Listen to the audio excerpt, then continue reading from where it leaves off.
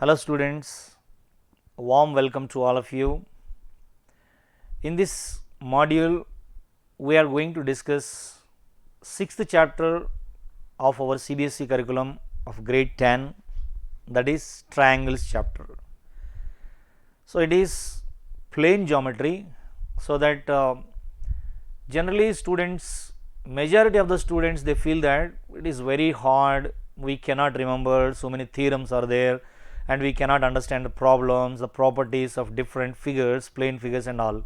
But according to me, this is very easy and interesting, and the one who can deal with geometrical concepts, I repeat, the one who can deal with geometrical concepts, they can easily deal with any topic in our mathematics. Any topic, you go to algebra, or you go to arithmetic, or you go to coordinate geometry, or you go to statistics, or you go to any other branch of mathematics, can be easily managed if you are familiar and if you are really interested in geometrical concepts.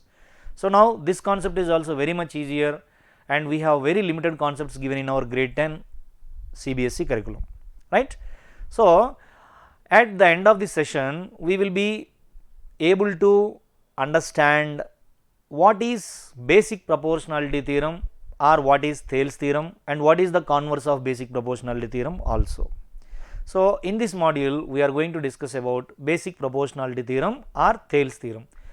So, I think in many books you are given who is named as father of geometry. Who is named as father of geometry? Yes, Euclid named as father of geometry. Everybody believe in that.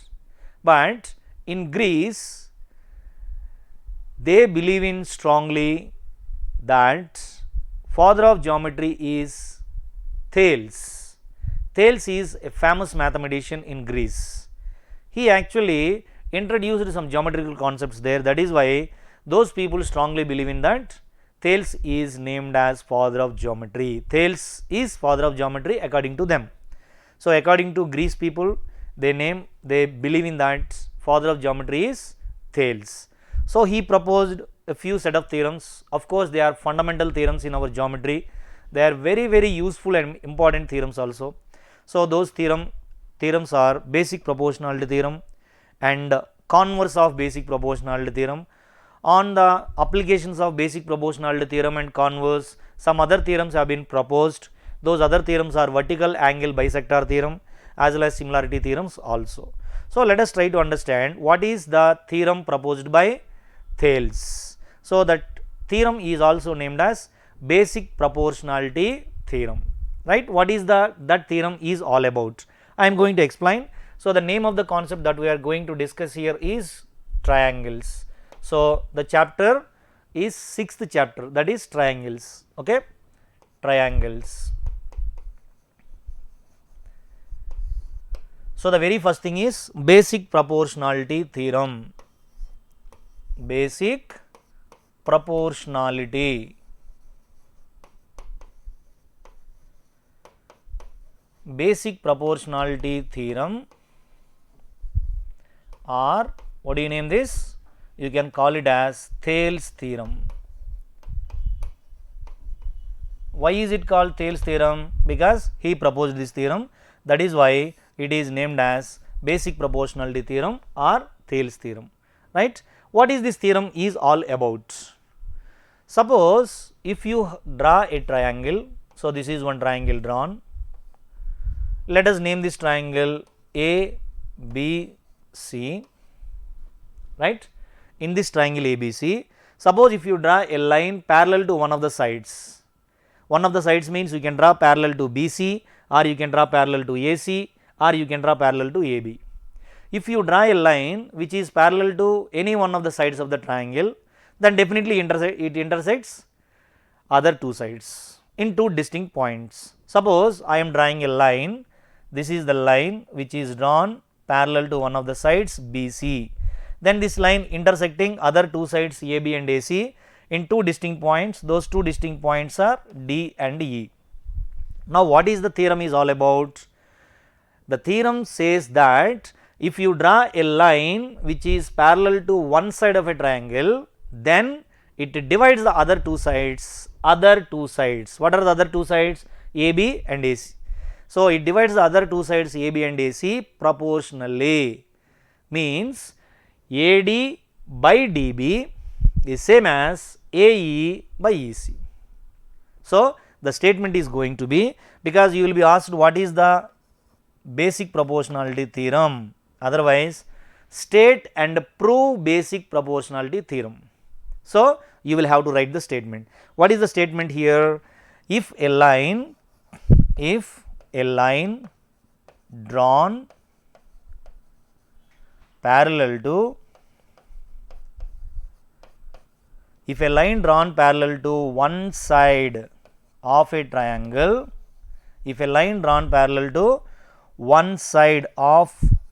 triangle, then it divides the other two sides,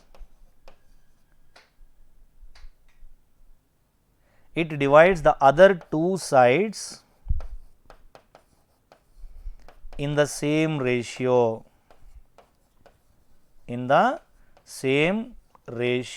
This is what is basic proportionality theorem. Let us try to understand this statement and we will try to prove the statement. See, in order to prove this statement, first of all, the very first step is you will have to analyze the statement. Accordingly, you will have to draw the figure. In grade 9, one topic called Introduction to Euclid Geometry. In that topic, we learnt what are the logical sequence of steps involved in proving a mathematical theorem. What are those logical sequence of steps? First one is hypothesis, that is what is given, and second one is conclusion, that is what is RTP required to prove, and third one is construction. If it is required, then we will have to go for construction, and fourth one is you are going to prove it, that is the proof. These four are four logical sequence of steps involved in proving any mathematical statement. So, like that, what is the information given in the statement? In triangle ABC, you are drawing a line parallel to one side. This is a line drawn parallel to one side. So, that is what is the information given, otherwise you can call it as hypothesis, given or hypothesis. Okay. So, what is this given or hypothesis? In triangle ABC, what is given? DE is a line drawn parallel to BC, that is what the information given. And what is RTP? Required to prove, otherwise you can call it as conclusion. So, what is this required to prove here? We need to prove that then it divides, that line divides the other two sides in equal ratio, means AD by DB is same as AE by EC, right. So, you need to prove that AD by DB is equal to AE by EC. This is what you need to prove. So, see, the information is very limited, but you need to prove this AD by DB equal to AE by EC. So, this is what the very interesting thing in plane geometry. See, this is not something like algebra or arithmetic. You have a lot of information, and then by using those laws, these laws, you can prove or you can find out whatever is required. But in our plane geometry, the information is very limited. You will have to think a lot, so that you can improve your thinking skills capacity also. See, till now, according to the triangle concepts, we learned how to find area of the triangle and how to find the perimeter of the triangle, and area of the triangle can be calculated in two ways according to our previous studies, that when altitude as well as the corresponding base are given, then we can find area of the triangle. Otherwise, when three sides also given, we can find area of the triangle by using Heron's formula also. See, here we need to prove AD by DB is equal to AE by EC. You need to explore, you need to think a lot about this. So, which way you can prove that AD by DB equal to AE by EC? For that, I got one idea. AD by DB, AD, I can take that AD as the base of one triangle ADE. If that is the base, then to calculate the area, what could be the height? There is no height. So, that is why construction will come into picture. Did you get my point? So, to find out the height of the triangle when base is given, then you will have to draw corresponding altitude. So, corresponding altitude means if this is the base, then it should not be the altitude. If this is the base, then the altitude should be drawn onto that base. Got my point? So, that is what the construction here, and the construction is I am dropping a perpendicular from E onto AD, from E onto AD. So, remember one thing, the construction always should be in dotted lines. Okay, with the help of that E, for example, this is F, I can find out area of the triangle ADE by taking this is the base, this is the altitude. Okay, fine. And coming to the second part, what is the second part? AD by DB, this DB. So, if I consider this DB as the base, then what is the triangle? I do not know what is the triangle. That is why I will do one thing, I am going to join B and E, so that I will form a triangle BDE. If the triangle BDE and BD is the base, what would be the corresponding altitude? Again I will have to think about this. So, then I will do one thing, if you once observe this BD is produced to a point F, BD is produced to a point F means I am just drawing the triangle over here, the altitude is drawn and this is like EDB, EDB is like this, is not it? This is E and this is D and this is B, that altitude drawn over here, right, for this triangle. Then what is the relation between this altitude, this perpendicular and this triangle? If you once observe, since BD is produced this side and the altitude should be drawn on BD from E, then it is not possible to draw altitude from E onto that DB in between DB, because altitude means the shortest distance, otherwise perpendicular. So, how can you draw perpendicular from E onto that DB in between D and B? It is not possible. So, that is why you will have to produce this BD up to some extent and then draw perpendicular from E onto that DB produced, then it would be the altitude of this base. Got my point? So, this is the altitude drawn onto this base. So, for this triangle BDE, you can consider EF is the altitude drawn onto the base. So, I can find area of AD, area of triangle ADE and area of triangle BDE, so that my AD as well as BD will come into picture. Okay, I am going to do that. So, I am going to, that construction is there, directly I am proving it, but you will have to write the construction steps there. What are the construction steps? Draw EF perpendicular to AD and join BE, that is what the construction, right. So, proof is going to be consider